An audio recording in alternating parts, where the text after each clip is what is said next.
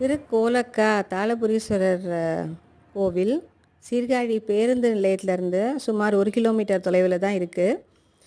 வீட்டில் குழந்த நல்லா பேசணும் அப்படின்னு வேண்டி இந்த கோவிலுக்கு வரவங்க தேன் வாங்கிட்டு வந்து ஓசை கொடுத்த நாயகி அம்பாள் கிட்ட வைத்து வழிபட்டு அதை வீட்டுக்கு கொண்டு போய் 48 நாட்கள் தினமும் அதை குழந்தைக்கு கொடுத்து வர பேசாத குழந்தை கூட பேசும் அப்படின்றது தான் கண்கூடான உண்மை. இதுக்காக விசேஷமான பூஜைகளும் இந்த கோவிலில் செய்கிறாங்க. வேண்டுதல் நிறைவேறின பிறகு குழந்தை நல்லா பேசின பிறகு இந்த கோவிலில் வந்து சுவாமிக்கும் அம்பாளுக்கும் அபிஷேகம் பண்ணுறாங்க.